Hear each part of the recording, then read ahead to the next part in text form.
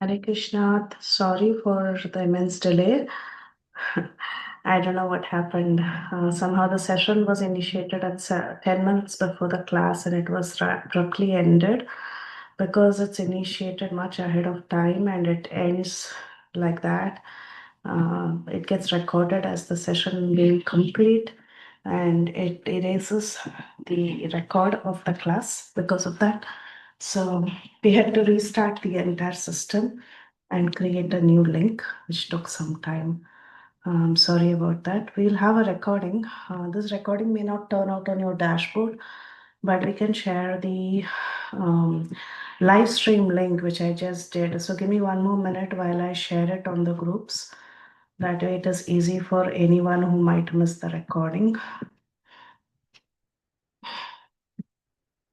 There's a lot of back-end work that goes into this, so I don't know how the system even started unless someone has consciously started it. So I don't know what really happened in the back end.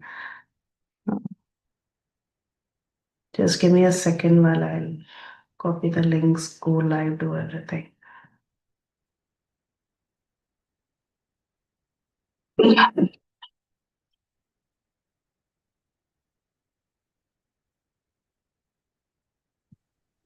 Maybe we can check with Mukta Mataji if there's a configuration that only the teachers could start the link for the host and nobody else could do. They can join, but will not be able to end or something like that. Possibly. Yeah, maybe we have to check what really happened because this happened a couple of times on. So, so this will be our session. We will be continuing from verse number 16 today, and this is going to be chapter 13. Thank you, Prabhu. Thank you all so much for joining. ॐ अज्ञानतिमिरान्धस्य ज्ञानाञ्जनाशलाकया चक्षुरुन्मीलितं येन तस्मै श्रीगुरवे नमः मुखं करोति वाचालं पङ्गुं लङ्घायते गिरिं यत्कृपातमहं वन्दे श्रीगुरुं दीनतारिणं परमानन्दमाधवं कृष्णचैतन्यमीश्वरम् नमो विष्णुपादाय कृष्णप्रेष्ठाय भूतले श्रीमते भक्तिवेदान्त स्वामिन्निति नामिने नमस्ते सारस्वते देवे गौरवाणी प्रचारिणे निर्विशेषा शून्यवादी पाश्चात्यदेशतारिणे जय श्रीकृष्ण चैतन्य प्रभु नित्यानन्द श्री अद्वैता गदाधर श्रीवसादि गुरभक्तवृन्दा हरे कृष्णा कृष्णा कृष्णा हरे हरे हरे राम राम राम हरे हरे नारायणं नमस्कृत्य नरं चैव नरोत्तमं देवीं सरस्वतीं व्यासं ततो जयं धीरये नष्टप्रायेषु वभद्रेषु नित्यं भागवतसेवया भगवती उत्तमश्लोके भक्तिर्भवति नैष्टिकी कृष्णाय वासुदेवाय देवकीनन्दनाय च नन्दगोपकुमाराय गोविन्दाय नमो नमः Hare Krishna, sorry for the delay. We are continuing a study of Srimad Bhagavatam, and this is chapter 13. So, what happened so far? In chapter 12, we saw the birth of Parikshit Maharaj, and what happened during the birth of Parikshit Maharaj, how his life was predicted, and Yudhishthir Maharaj was very, very happy that a great devotee was born. And right after the chapter that discusses his birth, in chapter number 13, we see it was time for many of them to retire because now that they had an heir, it was time for retirement for the older folks. So this chapter is titled Dhritarashtra Quits Home because he was the oldest there and he really had to quit. So that is the title of the chapter. Now, for Dhritarashtra to quit home, there was one person who was very, very pivotal in helping him make the move, and that was Vidura.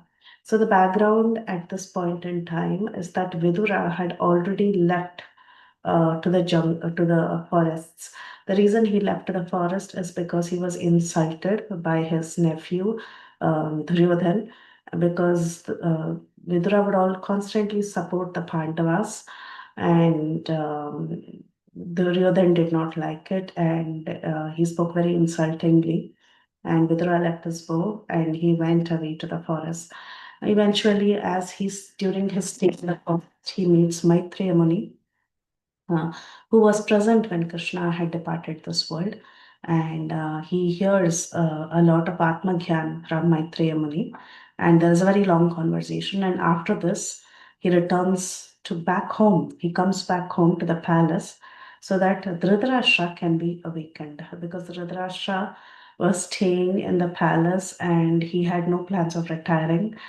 He just wanted to remain in the so called position of a quote unquote king, though he was not the king at this point in time. It was Yudhishthir Maharaj who had become the king, but he wanted to enjoy the kingly status and he continued to stay in the palace.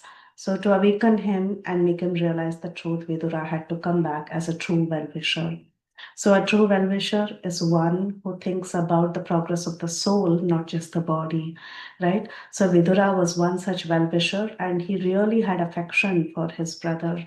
Though superficially it may appear that his brother and his brother's son thought that Vidura was a great enemy, but actually Vidura was the true friend. He was the real Suhrit because he was able to awaken the Krishna consciousness that a person should have awakened by now. So it was on Vidura, and Vidura was the perfect minister, and he came to help his brother out of affection. So that is the context of these few verses. We have seen how Vidura returned after hearing from Maitreya Muni, and all the Hastinapur residents they received Vidura with lot of love, just like how a person responds when he regains consciousness. And Yudhishthir actually inquired about Vidura's travels, and he also asked about the Dwarkavasis and Krishna. But then nothing is spoken at this point in time. Vidura, he talks about everything about his travels and all that, but he doesn't say directly about the disappearance of Krishna. Purposely, he doesn't say about the disappearance of Krishna. And Vidura, at this point in time, he begins to talk to his brother, and that is the reason why he's come to the palace. So he begins to have a very interesting conversation with his brother, and let's see what that conversation was. Actually, it is more of a chastisement, this section. He's trying to advise his brother in various ways.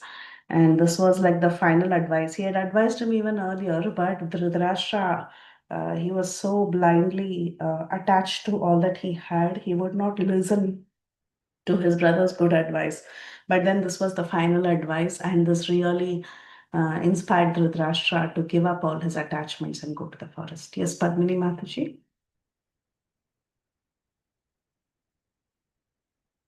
Ji, you had something? Mataji, can I ask for a small doubt, or I should keep it to the end of the class, Mataji, regarding Vitra himself? Yes, Mataji, please ask. Mataji, actually, last time it was a very interesting class, and Mataji told that Vidura in himself is M. Maharaj, and he came down here due to curse, and he was thus protecting the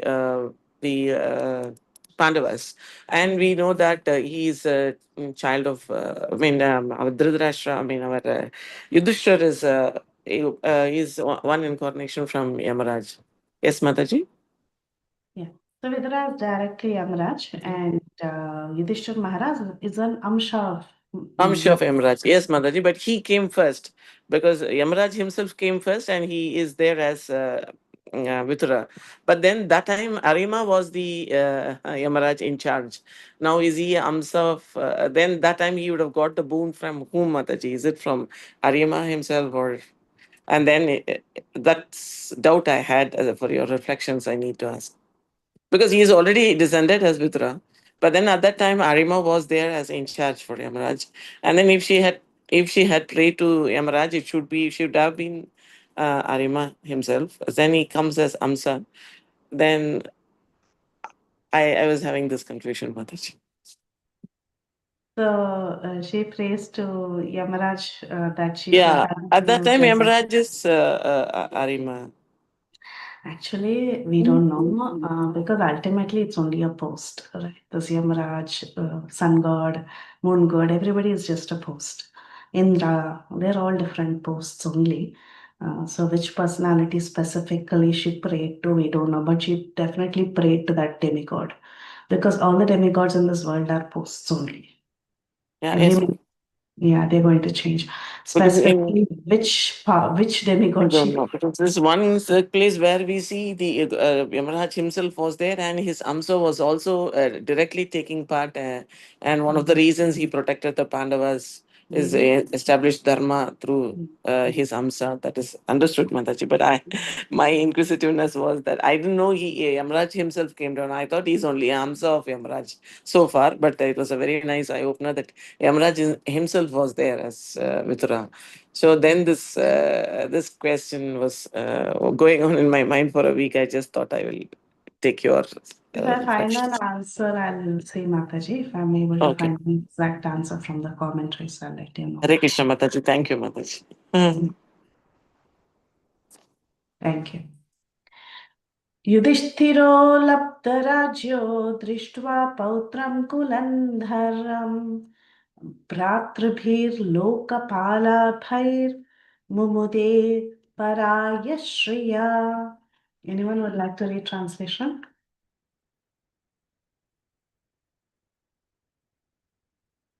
Hare Krishna Mataji Dandavata Pranam Jai Srila Prabhupada.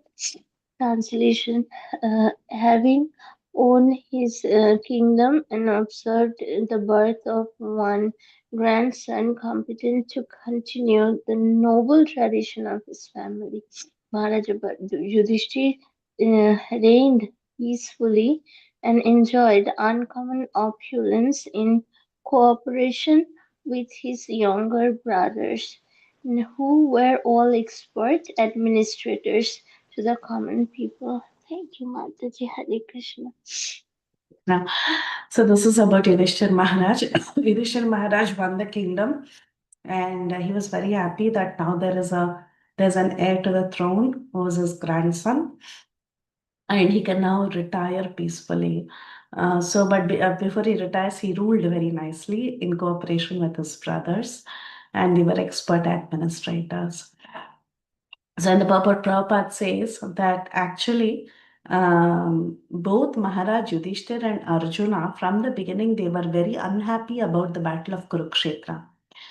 They did not want to kill all the people, but however, they did it as a matter of duty. It was the supreme will of Krishna, so they acted as patra. They just acted as his messengers or his instruments, and they fought the war. And at this point in time, since there were so many people who died in the war, there was practically nobody to continue the Kuru dynasty. The only hope they had was the child in the womb of Uttara Devi, who was the wife of Abhimanyu, the son of Arjun. But then even the baby in the womb was attacked by Ashwathama. And somehow or the other, by the grace of the Lord, the child was saved. So now that Parikshit was born very nicely and he was growing up, he survived. Yudhishthir Maharaj felt some sort of relief, and he continued to rule the kingdom as a matter of duty, just like how he fought the war as a matter of duty. Similarly, he continued to rule the kingdom, but he was an expert administrator. Everybody, all the common people were very happy in his administration. At the same time, he had very less attraction for this sort of material happiness because he knew that material happiness is always temporary and illusory. So he didn't have attraction or attachment being a king. However, he ruled following the correct codes of dharma, as he could understand that this was a duty that was entrusted to him by the Supreme Lord.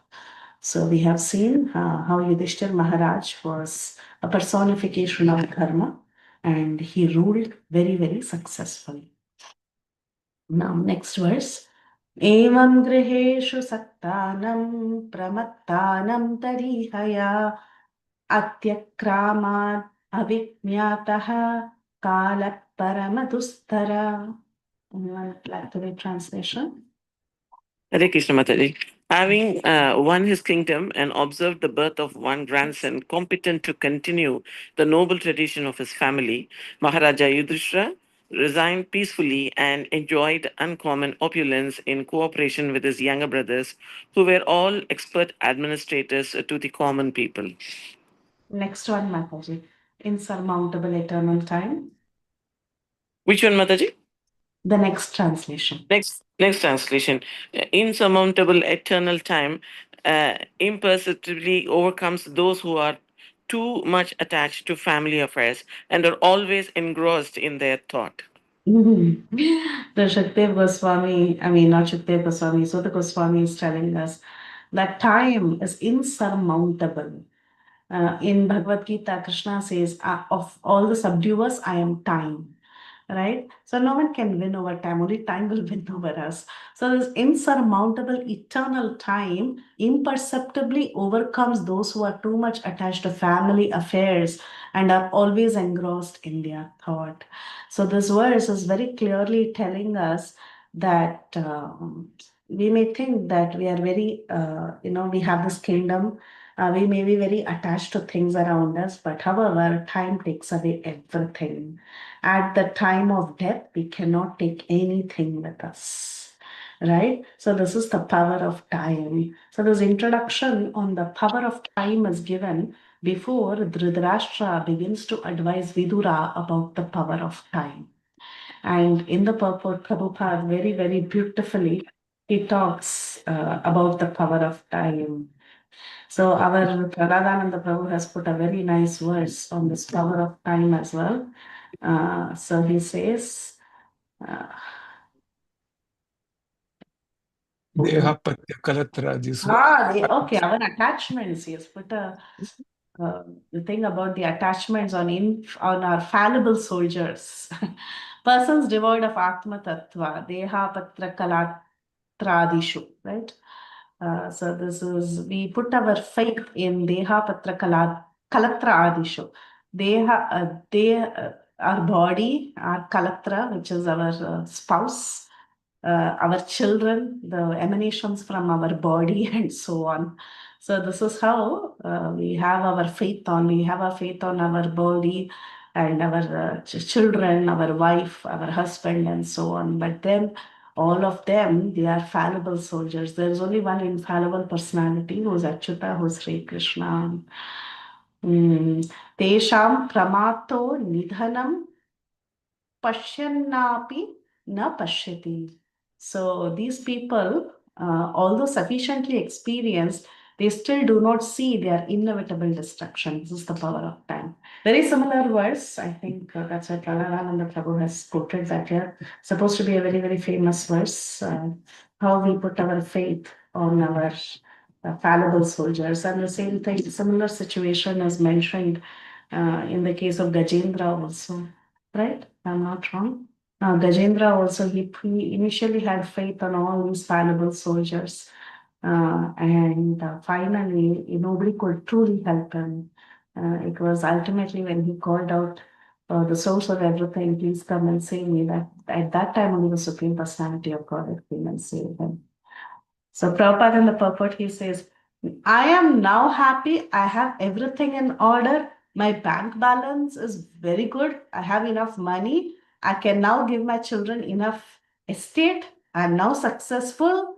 This poor beggar sannyasi who is dependent on God, but then he comes and begs from me. Therefore, I am more than the Supreme Lord. This is our thought all the time. What is our thought all the time? We people, we living entities, we are thinking, I'm happy. We are thinking everything is now in order. If I have an issue, once the issue is resolved, I'm like, whatever. Everything is perfect. I have a job, I have enough bank balance, I can pay my mortgage, I can pay my electricity bill, I can get groceries, everything is in order, my family members are happy, I am happy, I am taking care of others, dependent people, I am their maintainer, therefore I am great. To the point that sometimes we think we are only God, we are only the ultimate controller. We just have to have one problem in life and we'll understand how minuscule we are. So Prabhupada says these are some thoughts of those people who engross their minds and get insanely attached as a householder, passing, and they become blind to the passing of eternal time. So this is how we householders are from time to time. We think that everything is in control. I'm controlling everything. I'm controlling everybody. And I am the one who's the cause of happiness of everything and everybody, including my own happiness. So this is how we are, and we become more and more and more attached in this cycle. But we should remember our duration of life is measured. Death can come and take away everything.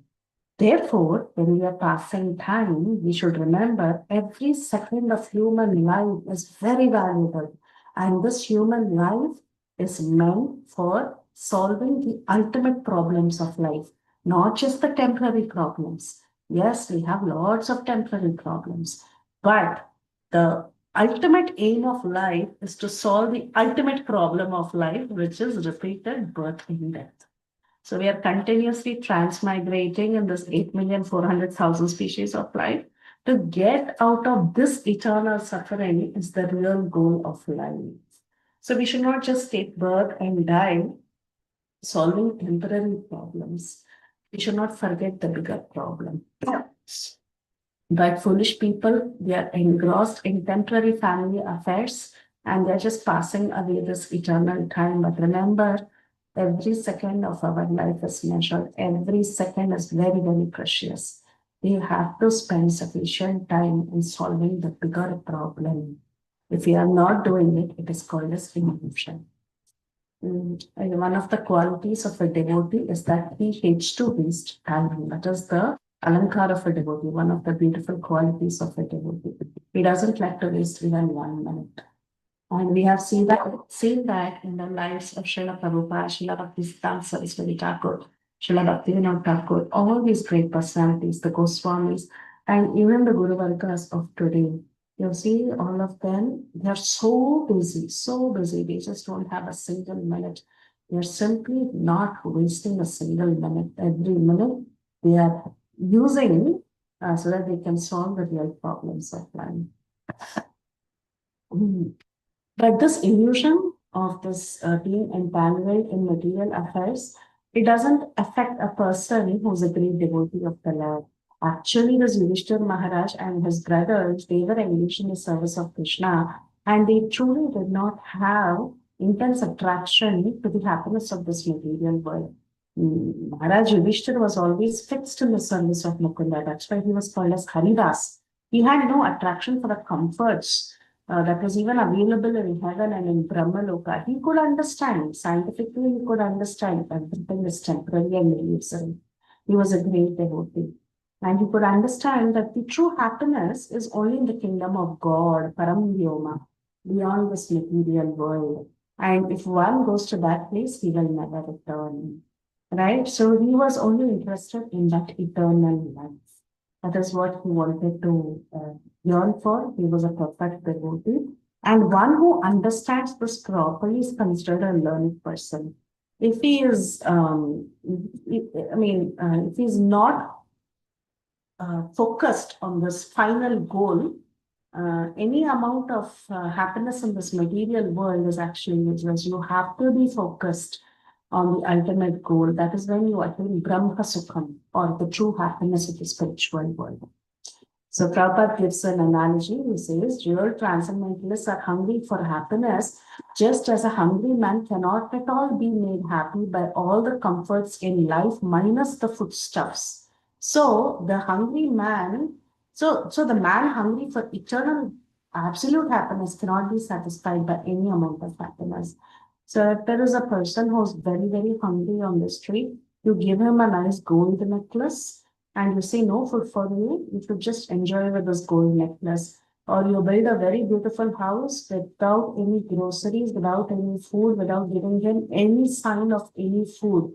You think he will be happy? He's not going to be happy. How much our comforts we give? If we do not have what we are lacking, we will not be happy. And what is true happiness? What is the ultimate happiness that one should have? The ultimate happiness is the happiness of Brahma Sukham, or the happiness of the eternal spiritual realm. So therefore, these transcendentalists, they are not going to be happy with some meager, little fragmental happiness of this material world. How much ever you show this kind of material happiness to them, they are not attracted by it. Why? Because they are attracted by something that is much superior. So this instruction that Vidura was to give was not specifically to Yudhishthir Maharaj. It was actually given to Dhritarashtra because Yudhishthir was already a devotee. So this, though it is mentioned in the next purport that Yudhishthir Maharaj was very much present when this advice of Vidura was given to Dhritarashtra. However, we should understand that the advice was targeted to a person who was entangled in darkness, who was Dhritarashtra, and it was not targeted towards Yudhishthir Maharaj, who was already a however, the commentators, they say that Yudhishthir was very well hearing into this entire conversation. And we see that in this particular purport, how Prabhupada brings out this point. But even Yudhishthir was listening, but actually this advice was not for Yudhishthir Maharaj, it was directed specifically at Dhritarashtra. Vidurastad abhipritya dhardarashram abhashat rajan nirgamyatam shigram pashyedham vayamagatam. Anyone wants to do translation? May I read, Mataji? Mahatma Vidur knew all this, and therefore he addressed Dhritarashtra saying, "My dear king, get out of here immediately. Do not delay. Just see how fear has overtaken you." So Mahatma Vidur, he understood all this. He knew that Dhritarashtra was the one who had to be advised, and he was very attached. So he addresses Dhritarashtra as saying, "My dear king," which is interesting. He calls him Rajan. Why should he call him Rajan? He's calling him Rajan, though he's not a king. At this point in time, who is the king? It is Yudhishthir Maharaj. So one may think in the assembly he's talking to Yudhishthir Maharaj. But then Vidura was directly looking at Dhritarashtra and calling him Rajan and talking to him. Why? He was subtly indicating you have the attachment of a king. Though you are not the king, you want the happiness of a king. You want to stay in this palace and enjoy. So he's calling him my dear king. And he says, please get out of here immediately. Enough of this enjoyment. Do not delay. Shigram. Immediately get out of here. Nirgamatyam shigram, he says. Immediately. Just get out of here. And why is he saying so? He's saying, look at this. Old age has come and fear has overtaken me. In the Puranjana analogy later we will read how Bhaya and Kalakanya, they come together. So as time passes and as old age comes, fear immediately sets in. Why is fear setting in? Fear is setting in because we are very afraid of giving up this. So attached to the body, because of intense attachment to the body, there is a continuous fear in old age. Actually, when you talk to old people who are very, very old, there is some sort of fear they are always having. They don't want to be left alone. They have all sorts of visions. They have all sorts of fear. When you're around old people, you sense that they have this continuous fear because of their intense attachment to the body. If they do not have proper engagement in Krishna consciousness, this is very visible. So he says, don't delay. See how fear has overtaken you, O Rajan. You're too attached. Prabhupada says, cruel death cares for no one, be it Dhritarashtra or even Maharaj Yudhishthira. Therefore, spiritual instruction was given to old Dhritarashtra, and of course, it was equally applicable to younger Maharaj Yudhishthira. The instruction was given to everybody. It is given to actually specifically to Dhritarashtra, but it is also applicable to Yudhishthira. It is also applicable to all of us. All of us, whether we are young, old, death can come at any time. Death can come at 10, death can come at 40, death can come at 50, or death can come at 8, or even 100. We don't know. Death is inevitable. That's all. So as a matter of fact, everyone, including the king, his brothers, that is Yudhishthira Maharaj, his brothers, the mother, They were all listening raptly to this lecture. But specifically Vidur, he was giving this instruction for Dhritarashtra because the rest of them were not so materialistic like Dhritarashtra. Specifically, this instruction was for one who was very, very attached. So the word Rajan is especially addressed to Dhritarashtra. And Dhritarashtra's story, we all know how he was born as the eldest son. The whole Rajya was waiting for him. Dhritarashtra. Rashtra means the entire kingdom is longing to see somebody, longing to see the prince. So it's called Dhritarashtra. But then what happened was a anticlimax. The son was born blind.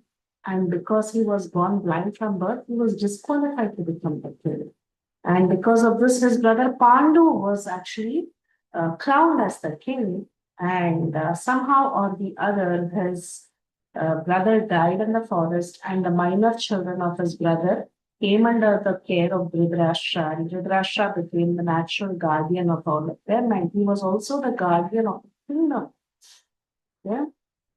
He was also asked to take care of the kingdom. But he always had this in his heart that he wanted to become the correct king, the proper king of that entire place, and his son had to take over. He had this desire that he should actually take the throne, not just as a guardian or a caretaker, but he should be the one who's on the throne. He had this feeling. It is, one may say, it is a very natural feeling. But then, though Yudhishthir Maharaj was born earlier, he wanted to hand over the kingdom to his own son, who was the ruler. So he was very attached to the kingdom. He was very, very attached to his sons.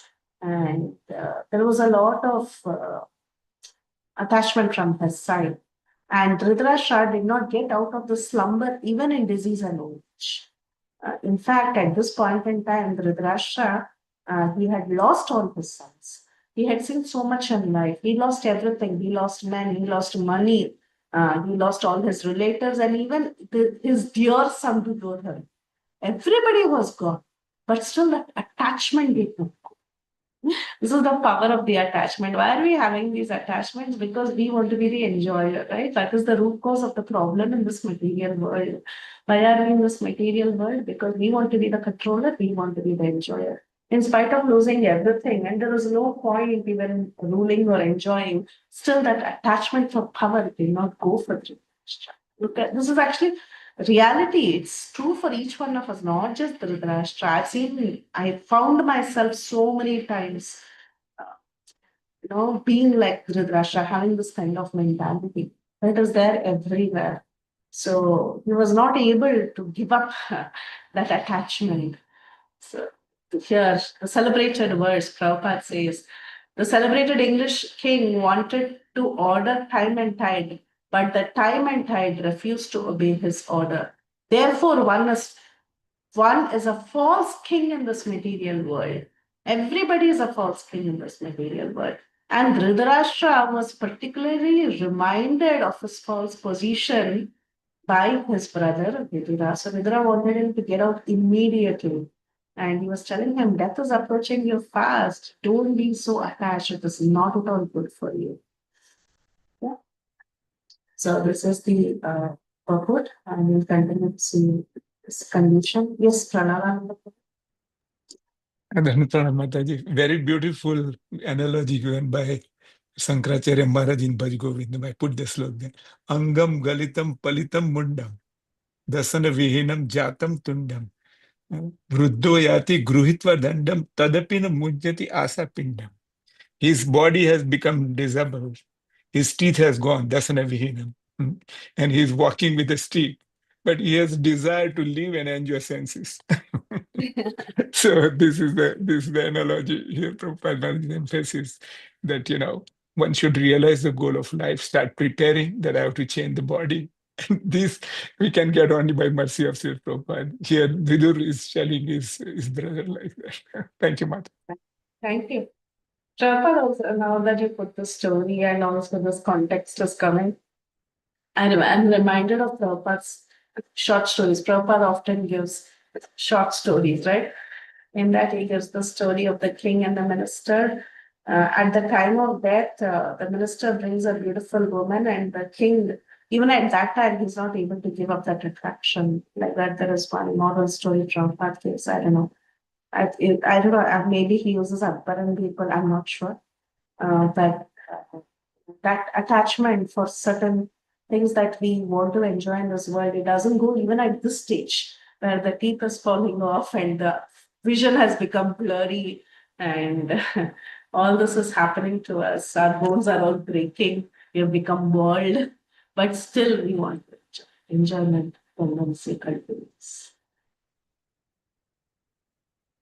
प्रतिक्रिया न यस्येह कुतश्चित् कर्हि चित् प्रभो स एष भगवान् कालः सर्वेषां नः समागतः. Anyone wants to give translation? Married Mata, this frightful situation cannot be remedied by any person in this material world. My Lord, it is the Supreme Personality of Godhead as eternal time, Kala, that has approached us all. So who can win over time? Nobody can win over time. Krishna himself has time, right? He's the greatest of all subduers. How can we win over him? Everybody who's born is sure to die. And this has never changed since time immemorial. Have you seen anyone who's lived forever and ever?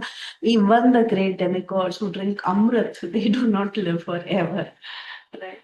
We say they live forever by drinking Amrit, but even that ever is actually limited. Except the Supreme Lord, there is nobody who lives forever. There is no superior power which can check the cruel hands of death. No one wants to die, however acute the source of bodily sufferings is. Nobody wants to die. Even in the days of so-called scientific advancement of knowledge, there is no remedial measure for old age or death. Is there any measure? Yes, you can take Botox injection. You can try to look pretty. You can live on a fruit diet. You can do all that. But what can you do with all that? Maybe you're looking young and beautiful. You can increase your lifespan by say 10 years, 15 years, but eventually everyone has to die. There is no cure for old age and death. There's no cure. It will happen. Only for Krishna, there was no question of old age and death. He was always Navayavanam. He is the oldest Purana Purusham, but still he's Navayavanam. That principle is only for Krishna, but everyone else ages, right? We all become old and we all have to die at some point. So old age is actually a notice for the arrival of death. And we understand time is taking over and we have to bow down before the judgment of eternal time. So this concept is explained before Dhritarashtra by Vidura. And it appears that Dhritarashtra had oftentimes asked Vidura for some remedial measure for a fearful situation. Many times it appears that he has asked. But now Vidura is telling Dhritarashtra, actually there's no remedial measure for that fear that you're having in old age.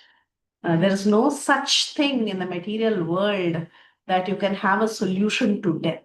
There is no way. You will have to die, right? So death cannot be checked by anybody in this material world.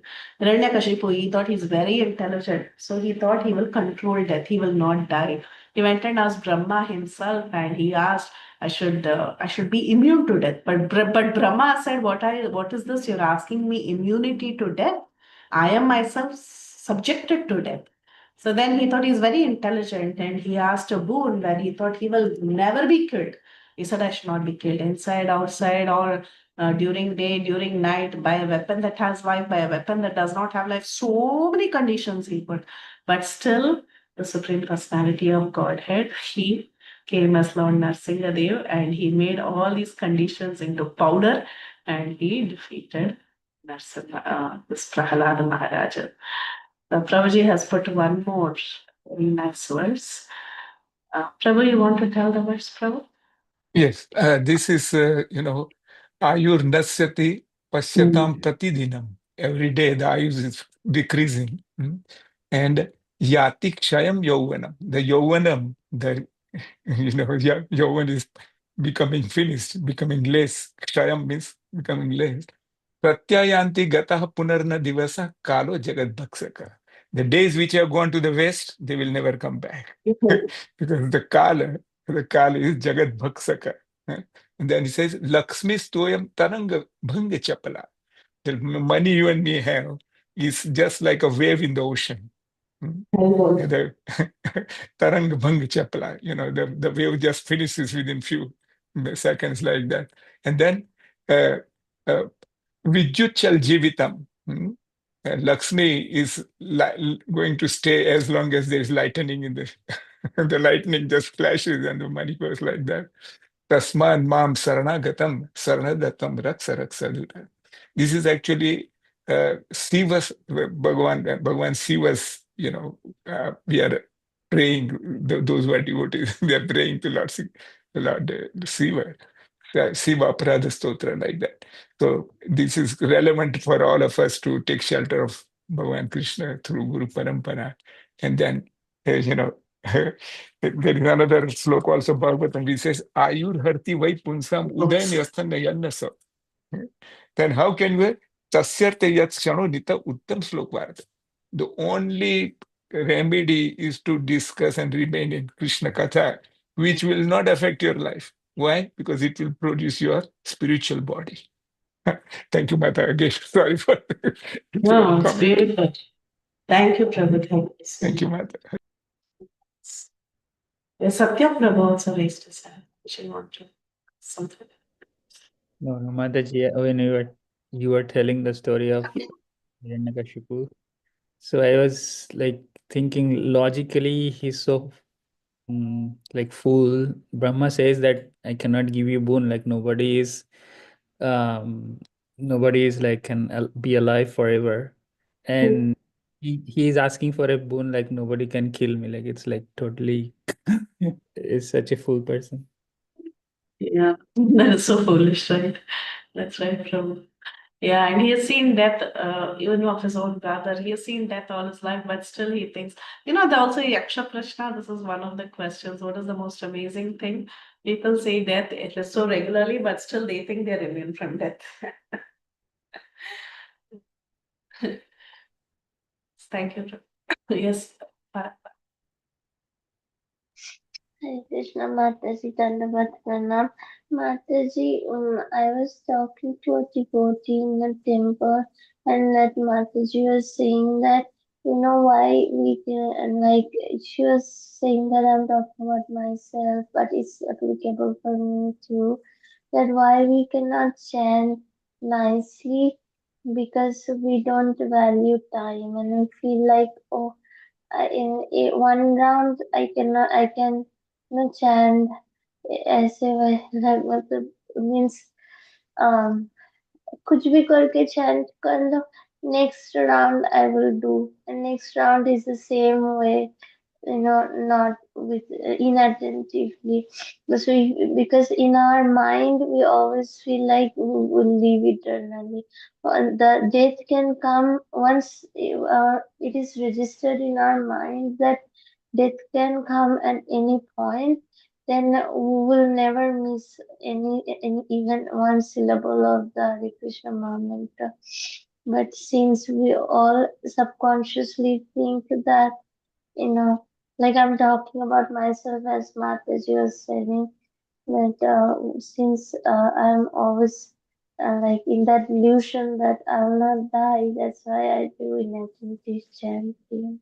Hare Krishna Mataji, Allah Chalam. That's Mataji. Everyone, they say you should chant like as though it's your last day. Should value that time and the chanting. So precious. Thank you so much, Mataji, for sharing. And do take care of your health. So, yeah. येन चैवाभिपन्नोऽयं प्राणैर्प्रियतमैरपि जनः सद्यो वियुज्येत किम् उतान्यैर्धनादिभिः. Translation. Anyone wants to read? Hare Krishna Mataji. Whoever is under the influence of supreme Kala, eternal time, must surrender his most dear life, and what to speak of other things, such as wealth, honor, children, land, and home. Yeah, this is the power of time. By force, we should surrender everything, right? We can't even take anything with us. When the life is gone, everything is gone. So he says, well, we must surrender our own dear life and want to speak of things such as wealth, honor, children, life, and must surrender everything. And here Prabhupada, he gives the examples of a few, he gives few situations and examples in the purport. He says that there was a great Indian scientist who was very busy in making business plans, and suddenly he was called by time while going to attend a very important meeting in the planning commission, and he had to surrender his life, because of which he had to also surrender his life, wife, children, house, health, wealth, etc. So he quotes this example of a great scientist, and this was, I believe, what guess, because even I didn't know who it was. So it appears that Prabhupada was indicating this scientist by the name Homi Baba. Is that right? He was a nuclear physicist or something, and he came up with a very great nuclear weapon for the sake of the country. And he was going to attend the planning commission, and everything was going fine. But then it so happened that somehow the time took over, and before he could attend that very important meeting of the planning commission, he died, and everything went away. Similarly, during the political upsurge in India and its division into Pakistan and Hindustan, so many rich and influential Indians, they had to surrender their life, property, their honor, everything. Why? Because of the influence of time. The same thing during the time of the Kurukshetra battle, right? The power of time is unsurmountable. There are so many people all over the world who are submitting to the will of time. So no one can truly overcome the power of time, the influence of time. And even great poets, they have written so many verses thinking about and lamenting over the influence of time. And so many devastations in this world, the tsunami, earthquake, floods, everything is because of the influence of time, and nobody can check it. Yes, you may have some means of alerting each other, but then time cannot be checked. If it is going to destroy, yes, it is going to destroy. So many things go out of our hand in our own lives. We have to suffer or tolerate them without a remedial measure. This is also really because of time. So time is the unseen, and it can create a great havoc at various levels. But what to do? Ultimately, we can't control everything. We have to surrender. So, yes, Pranava. I want to share a little, what I heard about this. Mhm. That, we all have money, material assets and everything, all right? And it is very difficult to, leave them at any moment like that. But just like if we come from India to America, you cannot bring Indian currency and it will not be valid here, right? We have to get foreign exchange. You get dollars done here from the rupees. Similarly, all these material assets, if we can convert it, yat karo siddha snasya jo siddha. If we convert in Bhavan Krishna service, then it will go with us. Yeah. Wow, such a hopeful statement. Okay. It's just a matter of conversion. Kalaram in the flow so beautifully.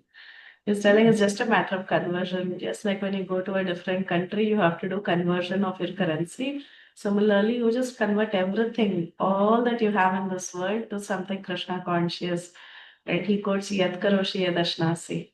So, like that, you make everything purified by Krishna consciousness, make it for Krishna, and automatically you can take all the credits when you go back home, back to content. my, Hari my Bol. my Jai. personal realization that time when I was 28, I'm 72 now. When I started practice, that Mm. was in Africa, I came across Prabhupada Maharaj's book, which says that make Lord Krishna your business partner. So what I started doing was I started sending some donations every month to the Mm. temple in Nairobi. But you won't believe all those years I practiced, not a single month except one. my Mm, practice was increasing. All right. mm, Not a single month which it was lesser than before. So, so I also tell my children, donate regularly. All right. Make Lord Krishna partner your business. All right. And then he will take care of your material and spiritual both. This is very important to teach our children, Mother. Haribol. 100% true. So true. That is so true. Actually, the more we give, we gain. Right? It is so true in Krishna consciousness also. Very, very true. Thank you, Prabhu, for sharing that also, that realization from you. Then Pramat. Haribol. So now Vidura is telling Dhritarashtra, you're very attached. Not only are you attached to your own life, you're also attached to your wife, children, your property, everything. So he says, Pitribhratr Suhrit Putra Hastaste Vigatam Vayam Atma Cha Charaya Grastha Parageham Upasate. Anyone wants to read? Hare Krishna Mataji. Your father, brother, well-wishers, and sons are all dead by passed away. You yourself have expended the major portion of your life. Your body is now overtaken by invalidity, and you are living in the home of another. Hare Krishna. So he is trying to tell Dhritarashtra, what are you attached for? You're still attached, but for what? People generally are attached to their family members. They are attached to things they possess. They are attached to their body. But look at your condition. Your father is not with you. Your brother is not with you. Your well-wishers are not with you. And what to talk about well-wishers? You were living all your life for the sake of your sons. And your sons are also not with you. They have also died and gone away. And you've spent a major portion of your life. Your major portion of your life is over. You're in old age now. Your body is also not cooperating with you. What are you attached to you? What are you attached to? And you're thinking that you are still the king of this kingdom. Actually, it does not belong to you. It belongs to the current king, who is Yudhishthir Maharaj. You're living in someone else's home. Even the place where you're staying doesn't belong to you. What are you attached? Everything is gone already. So wake up, he's telling. Prabhupada says the king is actually reminded of his precarious condition, which is influenced by time and by his past experience. He should have been more intelligent to see what is going to happen in his life, but unfortunately, he was not. He was spiritually blind and mentally and physically also blind. This was the case of Dhritarashtra, even after his son's death. His father Vichitravirya had died long ago, and then his brother died, and because of the kindness of Bhishmadev, his brother's sons were brought up. And in the battlefield of Kurukshetra, his 100 sons and even his grandsons died, along with so many other well-wishers like Bhishma, Drona, Karna, and so many other friends. He lost everything. He lost his family, he lost men, he lost money, and he lost everything that he could say is mine. And even his health was also gone by. He was living at the mercy of his nephew, who was the cause of him losing everybody. Look at his terrible condition. If someone is the cause of the death of your own children, will you live with them? Will any person with proper conscience live with them? So still, he had lost all this, and because of his nephew only, he had lost so many things. But still, he's living at the cost of his nephew's money and everything. So this was his condition, and Vidura wanted to point this out to Dhritarashtra, that you have to really think about this, and don't think anyone is your protector. Don't depend on anybody. Don't think Yudhishthir is your protector. No, nobody's going to help you now. There is only one person who can protect everyone, and that is the Supreme Personality of God. So we should only seek the protection of the Supreme God. The rest of them, they are only impermanent soldiers. Nobody is a true soldier who can always protect us. So Dhritarashtra was warned of his precarious condition. These words of it. Sometimes we think, okay, my spouse will protect me. I will live with him or her forever. And that is it. I don't have to worry at all. Sometimes we, in our old age, as we are aging, we think, oh, my son is very well educated. He's a doctor, he's a lawyer, he will protect. Like that we think of so many people who will protect us, but actually nobody is going to. Doesn't that is the reality. There's only the Supreme Lord who can truly protect us. And many people have learned that the hard way. You see, even in the story of Sridhar Maharaj, the great commentator of Srimad Bhagavatam.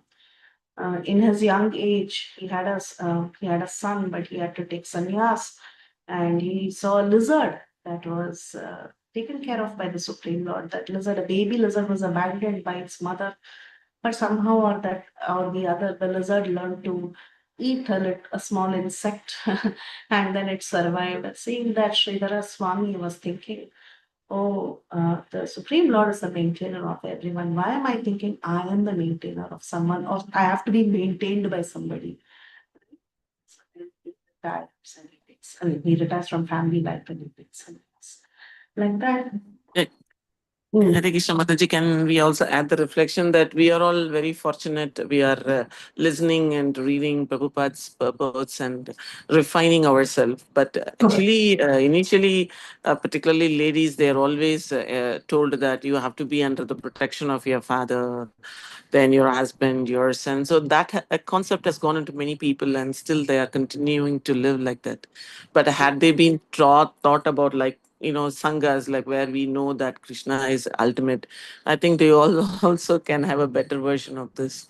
Most of them think like that only, no, Mataji.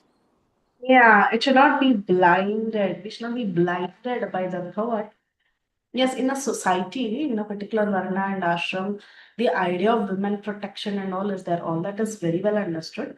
But we should not be blinded by the thought that somebody is protecting me, and because of that, I am protected and maintained. Yes, Yeah, Mataji. officially we are protected and maintained, which is understandable. But ultimate protection and maintenance comes only from the Supreme Lord. That depth we should have, depth of knowledge. I agree with you 100%. No, it should reach them also, Mataji, somehow. That's why we are going for preaching, where we should Yes. imply, get this into people's mind. Yeah. Yes. Yeah, at the same time, of course, I mean, the other side of it is that it doesn't also give anybody license that you're so independent that you're oblivious of your surroundings or something like that, oblivious of your situation or your varnadash. That's also true. But at the same time, we should understand that nobody's meant to protect their own. Because everybody is temporary in this world. Nobody stays with you forever. That's the harsh reality. We have to agree to it. Or we will be made to understand that forcibly by Krishna. One day he'll tell you, nobody's staying with you permanently. Forget it. Thank you, Mataji. Hare Krishna.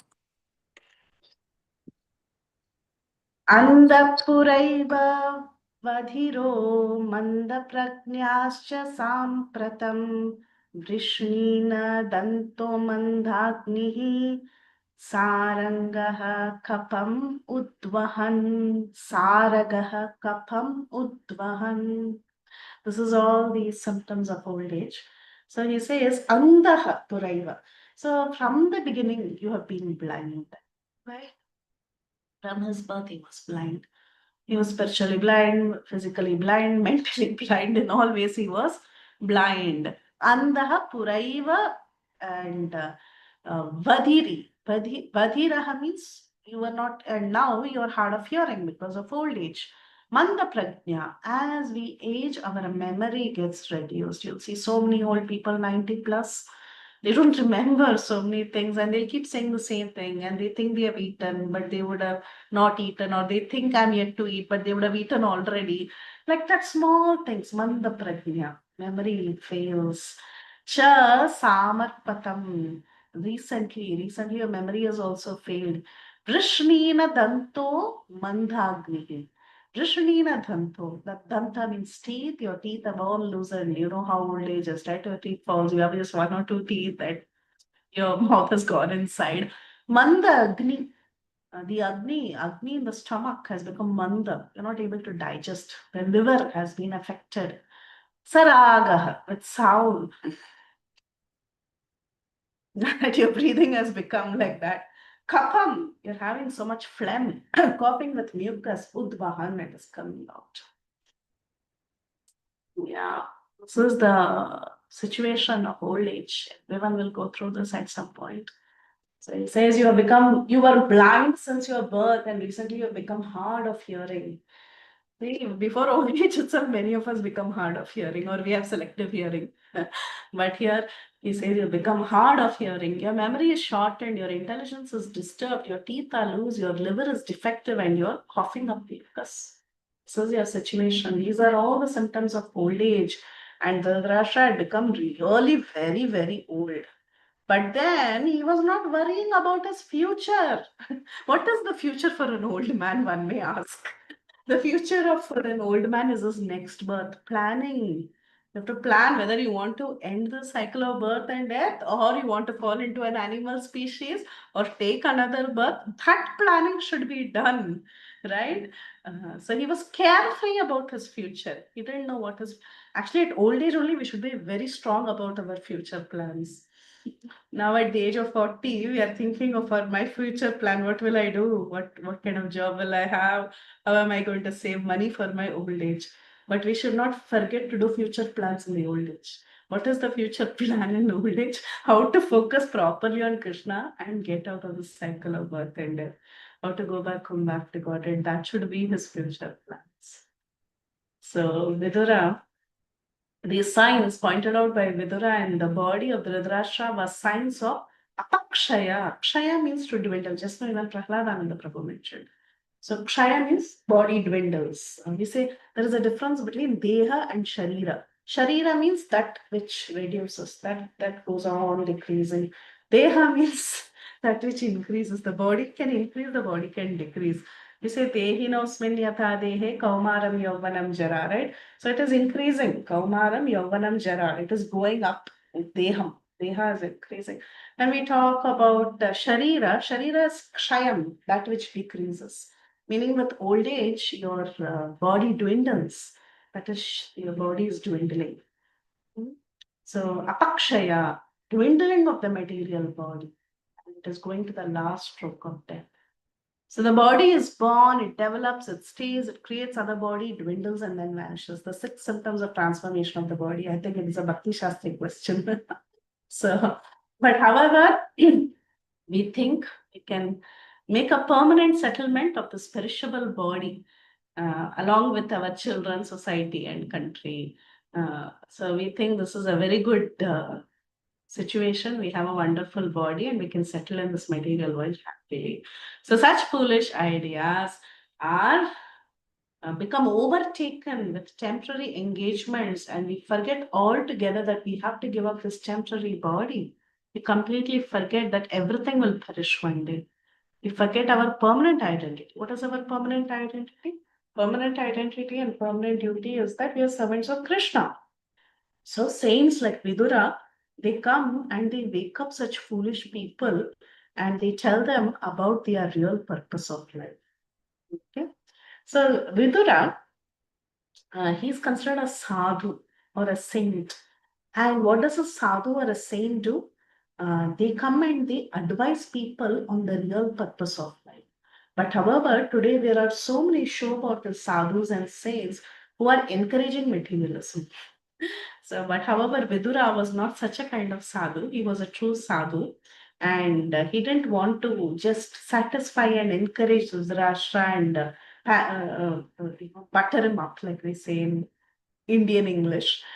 He didn't want to encourage him, oh, you're a great king, you continue to enjoy. He didn't want to say that. He wanted to tell the truth on the face. So he came and he pointed the true situation of life, how he can be saved from such a catastrophic situation. So this was the advice given by Vidura, and let's see what he continued to say. So first he says, oh Rajan, I think time has come. You're still too attached. The power of time is that it will force everyone to surrender. Your relatives have all died. You have become very old, and we see visible symptoms of your old age. And he says, oh, it's so astonishing. Mahiyasi Jantur. Look at how these powerful living beings, Jivitasha Yatha Bhavan, they still have hope for life. In spite of such a condition, it is so sad. Oh, he's like lamenting. He's saying it's so astonishing how you have the urge to live. Bhima pavarjitam pindam adatte grihapalanat. So he says, alas, how powerful are the hopes of a living being to continue his life. Verily, how are you living? You're living like a dog. Grihapalavat. So he says you're living like a dog, eating the food that is given by Bhima. Why specifically Bhima here? Because Bhima was the one who killed all the 100 sons of Dhritarashtra. And he's staying in Bhima's house under the care of Bhima, eating some foodstuffs that is left by him, some remnants he's throwing, and like how when someone throws a remnant, the dog goes and eats. A stray dog may go and eat remnants. Like that is Dhritarashtra surviving on the leftover food of Bhima. This is what Vidura is telling. And you still want to survive.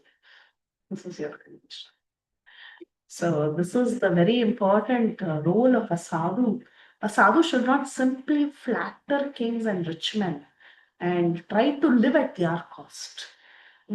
Vidura would have easily thought, okay, Dhritarashtra is maintained very well by Yudhishthir Maharaj, and all I will continue to live at the cost of Dhritarashtra and Yudhishthir. He could have taken advantage of the situation and encouraged Dhritarashtra to continue to stay in the palace so that he could also stay in the palace. But he doesn't do so because he's a true sadhu. He's not here to flatter rich men. So a sadhu will speak the truth on the face. Think about Srila Prabhupada's books. We might, before coming to Krishna consciousness, even I've had this experience where I've read books by many great saints or sadhus, so-called sadhus, or great preachers and thinkers and philosophers. And nobody will tell you the truth on the face like Srila Prabhupada. Nobody I have seen has told the truth very openly, very blatantly on the face. And actually, it is very good to say the truth like that because it will clear out all the doubts that a person may have. Because when you read other books and other philosophies, you tend to get more and more confused. You will not get clarity, rather, more confusion will come. Why? Because they do not tell the truth clearly. There is so much cover up in so many ways.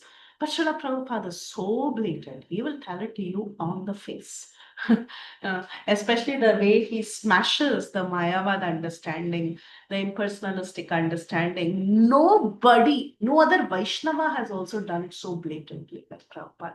And sometimes I feel it is very important. It is extremely important because as much as it is important to protect your own philosophy, it is also important to do paramata khandana. That means to destroy the opposing philosophy. So that's why these commentaries, they're called as tikas. Tikas means fencing. They fence their philosophy very clearly and they keep these opposing philosophies away. So it's very important how you have to tell it on the face. If we do not say it on the face and we are very diplomatic, nobody will get the truth and there'll be scope for more and more confusion. So that's what Vidura was doing. He came and he said the truth on the face. This Dhritarashtra at this point in time, he was almost a pauper and still he wants to live comfortably in the house of the Pandavas. And this Bhima, he had killed his 100 sons, especially Duryodhana and Dushasan, because these two sons were very dear to Dhritarashtra, and Bhima particularly killed all these sons. But still, this Dhritarashtra wants to live comfortably at the risk of all humiliation. How much we would think, right? If someone has humiliated us so much and if someone is responsible for our children's death or something, will we go and stay at their cost? But this is the unfortunate situation of Dhritarashtra. Why so? Because the sense of continuing one's life indicates that a living being is eternally, why so? Simply because he has the urge to enjoy and continue life in the palace. He wants to be maintained. He wants to feel that comfort and enjoyment. He wants to maintain his position as a Raja. I'm still the control, still the king. I have to be. So this sense of continuing one's life indicates that the living entity is eternally a living entity and does not want to change his bodily habitation. So, however, we should understand that this body, when we are in a particular body, we are in a term of imprisonment, Prabhupada says. You are imprisoned in a body. The soul is not happy enjoying inside with the body. No, the soul is imprisoned within the body. And when you have to go through another term of punishment, another body is awarded.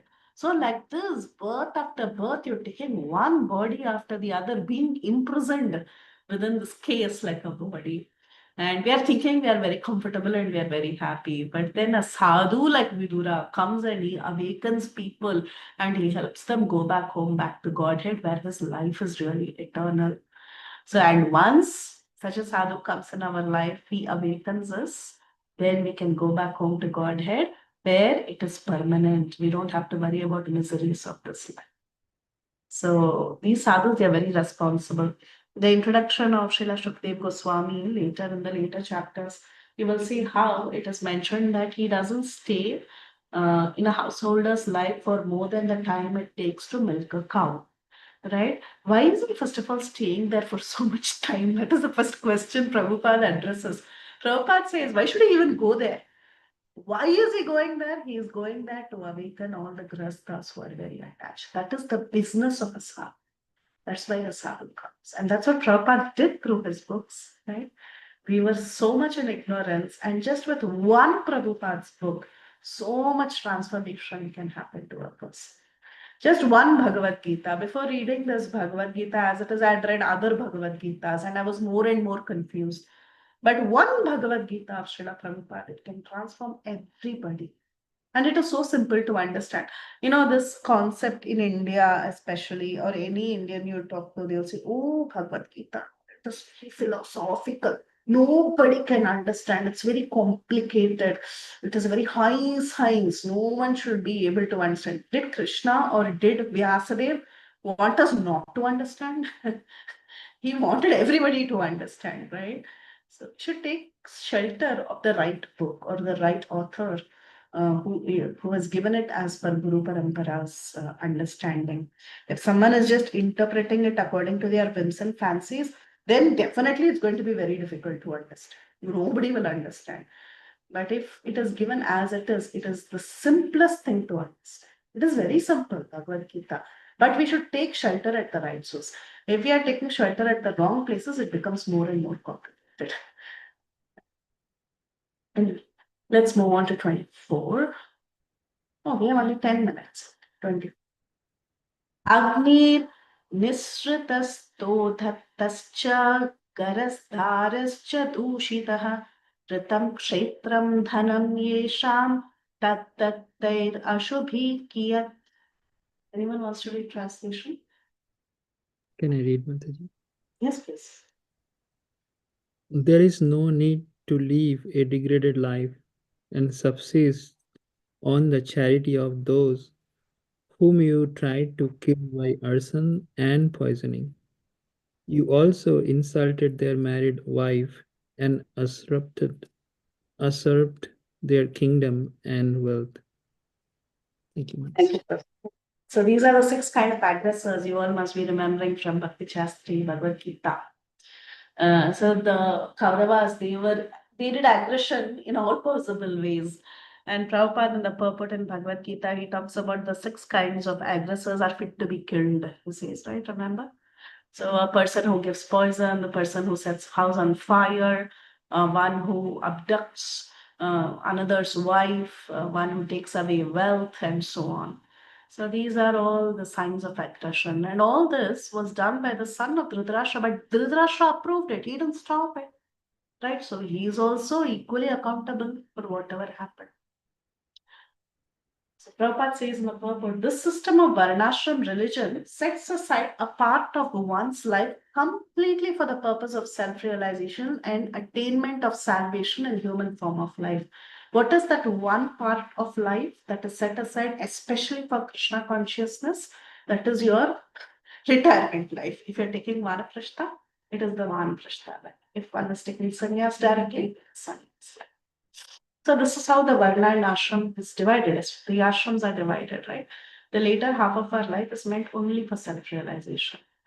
Dhritarashtra was already in that age where he had to retire. That ripened age, instead of retiring and focusing on self-realization, what did he want to do? He wanted to stay home, and that too in a very degraded condition, accepting charity from enemies.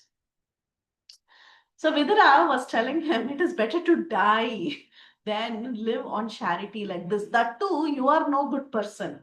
You have done all sorts of aggressions on these people who have eventually become your enemy. They are just tolerating you, that's all.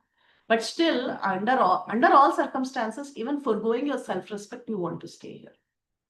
So 5,000 years ago, there was one Dhritarashtra, but then at present, there are so many Dhritarashtras in every home. Prabhupada is telling. Politicians especially, they do not retire from political activities unless they are dragged by the cruel hands of death or killed by some opposing elements. You see, all these leaders, all 70 plus leaders, they don't want to retire. They don't want to think about Krishna. Rather, they're becoming, the leaders especially, they're becoming more and more demoniac in every part of the world. And they're so attached to their position and these political affairs. So this is the grossest type of degradation Prabhupada says, to be still attached to all this. And there's an absolute need of many Viduras to teach such Dhritarashtra's all over the world. So yes, Vidura is a great sadhu, and there is definitely a high necessity for a sadhu to come and awaken us from this degraded life. So the last verse for today is 26. This talks about a kripana, because Dhritarashtra was a kripana. So in the previous verse, it tells that you are living a very degraded life, and I'm so astonished how you still have the urge to live like this. Now he tells you are 100% kripana. Okay, you're a miser. This also we have seen in Bhagavad Gita. Who's a miser? According to Bhagavad Gita, anyone remembers for 6 chapters, especially Bhakti Shastri students, it will be fresh in your mind. Who's a kripana? What is the definition? Yes, Prabhu. कार्पण्य दोषो उपस्वभाव पृच्छामितां धर्म सम्मूढ़ चेता यश्रेयस्यान् निश्चितं ब्रूहितं मे शिष्यस्तेम साधिमां त्वां प्रपन्न. So Krupana and Karpanya, Arjun is telling Lord Krishna, surrender. So we are all Krupanas, Mata. Right. So that was the one which I thought. Thank you. That's right. And why is it Arjuna kripana? Why is he a kripana? Because he is not utilizing his life for the purpose of Lord Sri Krishna's. Yes, he's wasting his life. Such a person is called miserly, not a person who's stingy, who's not giving money to others. He's also kripana, okay, fine. But then, who's a true miserly person? Not utilizing his life for the true purpose, who's wasting his life. He is a miser. So the translation is, despite your unwillingness to die and your desire to live even at the cost of honor and prestige, your miserly body, your bodily identification, this miserly body will certainly dwindle and deteriorate like an old garment. What can we take with us? What are we attached to? Even this body is actually not going to be with us. Look at our situation, such an embarrassing. Actually, this in one purport, Prabhupada says this body is an embarrassment to the soul, something like that. He says that is so true. We are in a situation of utter embarrassment in this body. Such an embarrassing thing, right? This body. I think sometimes it's so funny how we have to eat and then we have to excrete and we have to maintain our body in so many ways. It's such an embarrassment to the soul. That is so we are. Anyway, but still, Vaishnavas, they make even this embarrassing situation spiritual by treating the body as a temple. That's what we are taught to do. At least treat this situation in a positive way. Consider this body to be a temple. And we mark tilak and all that as a mark of respect, because not only are we living in this body, the spirit soul, but the Paramatma is also living in this body. Such an embarrassing situation. The Paramatma lives along with us in this horrible body. So that's the reason why we spiritualize and we ensure that the Paramatma is comfortable at least, if not us. Despite your willingness to die and your desire to live even at the cost of honor and prestige, your miserly body will certainly dwindle and deteriorate like an old garment. Like an old garment. Vasamsi jirnani yata vihaya. That is, here also we see jirna. Jirna, deterioration of the body. It is going to go away like the garment. Garment, anything of this world for that matter, it doesn't stay with us forever. Everything, time is ticking on every single object that is there in this material world. Nothing stays forever. So definitely it will all go off.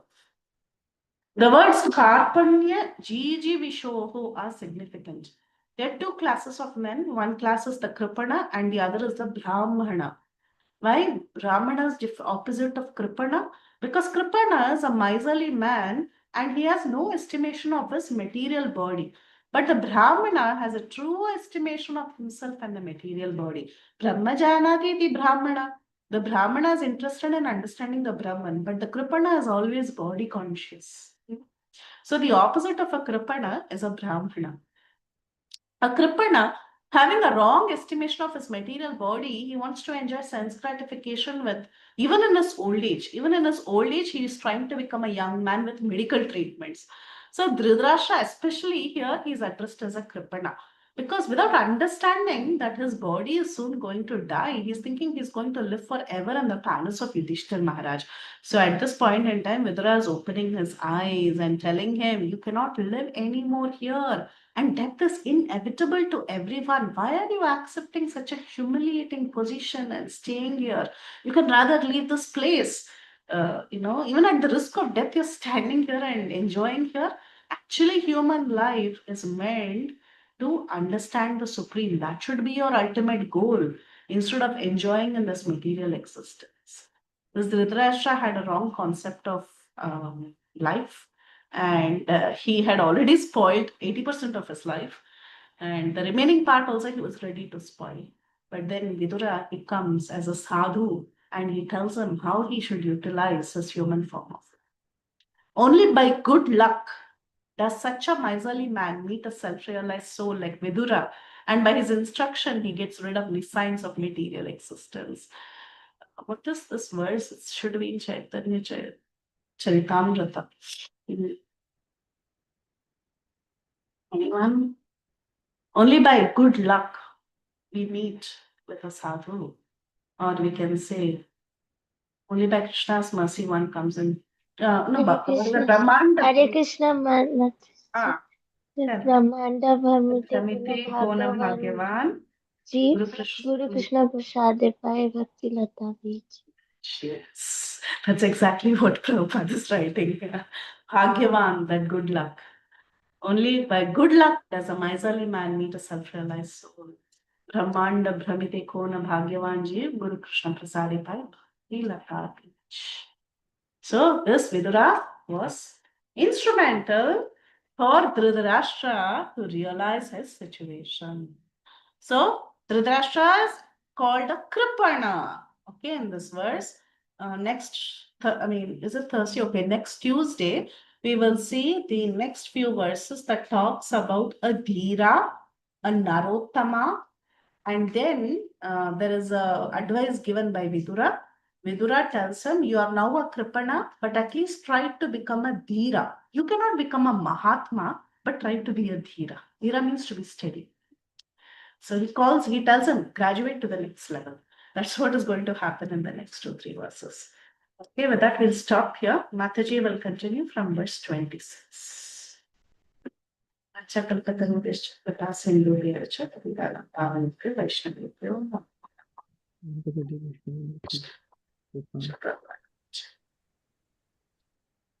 पृथ्वीले सेवा Jai Shri Krishna. Thank you.